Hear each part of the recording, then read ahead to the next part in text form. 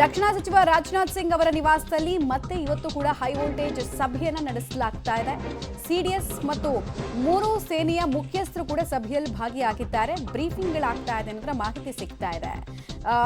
ಈಗಾಗಲೇ ಕದನ ವಿರಾಮದ ಒಪ್ಪಂದಕ್ಕೆ ಬಂದಿದ್ರು ಕೂಡ ಒಂದು ಸ್ಟಡಿ ಪೊಸಿಷನಲ್ಲಿ ಆರ್ಮಿ ಇರಬೇಕಾಗತ್ತೆ. ಸೊ ಎಲ್ಲೆಲ್ಲಿ ಯಾವ್ಯಾವ ರೀತಿ ಕಾರ್ಯಾಚರಣೆ ಆಗಿದೆ, ಮತ್ತವರಿಂದ ದಾಳಿಯ ಯತ್ನ ಆಗಿದೆ ಅಂತೆಲ್ಲ ಹೇಳಲಾಗ್ತದಲ್ಲ. ಸೊ ಅಲ್ಲಿ ಮುಂಜಾಗ್ರತಾ ಕ್ರಮ ಕೈಗೊಳ್ಳಲಾಗಿದೆ. ವಿಮಾನ ಹಾರಾಟಗಳನ್ನು ಬಂದ್ ಮಾಡಲಾಗಿದೆ.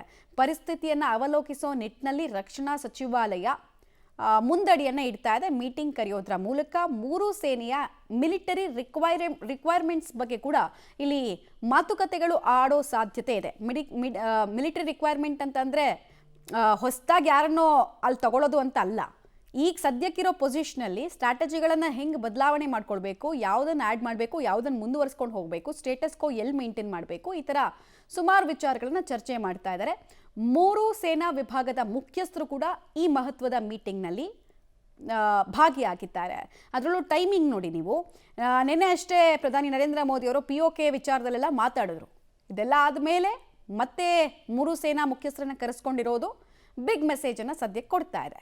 ಮೀಟಿಂಗ್ನ ವಿಚಾರಗಳು ಲೀಕ್ ಆಗೋದು ಬಹುತೇಕ ಡೌಟ್. ಯಾಕಂದರೆ ಅದೆಲ್ಲವನ್ನ ಕೂಡ ಕ್ಲಾಸಿಫೈಡ್ ಇನ್ಫಾರ್ಮೇಷನ್ ಅಂತ ಕನ್ಸಿಡರ್ ಮಾಡಲಾಗುತ್ತೆ. ಅಂದರೆ ಗೌಪ್ಯತೆಯಿಂದ ಇರುತ್ತಾ ಮೀಟಿಂಗ್.